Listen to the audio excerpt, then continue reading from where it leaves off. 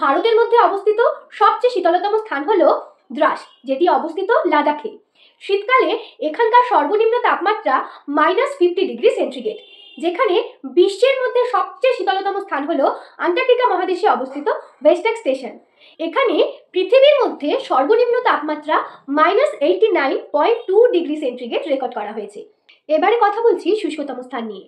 ভারতের মধ্যে সবচেয়ে শুষ্কতম স্থান হলো রাজস্থানের জয়সলমীর, যেখানে বৃষ্টিপাতের পরিমাণ খুবই কম, বছরে 210 মিলিমিটার মতো বৃষ্টিপাত হয়।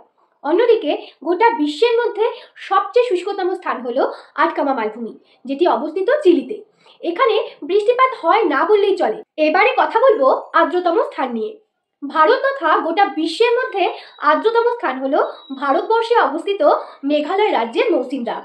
এখানকার বৃষ্টিপাতের পরিমাণ অনেক বেশি, প্রায় 11,871 মিলিমিটার বৃষ্টি হয় এখানে। এবারে কথা বলছি উষ্ণতম স্থান নিয়ে। ভারতের মধ্যে থাকা সবচেয়ে উষ্ণতম স্থান হলো রাজস্থানে অবস্থিত ফালুদি। এখানকার তাপমাত্রা 50°C। গোটা বিশ্বের মধ্যে অবস্থিত সবচেয়ে উষ্ণতম স্থান হলো ক্যালিফোর্নিয়ার ডেথ ভ্যালি। এখানকার তাপমাত্রা 56.7°C, যা পৃথিবীর সর্বোচ্চ তাপমাত্রা। আশা করি আজকের ভিডিওটি তোমাদের উপকারে আসবে।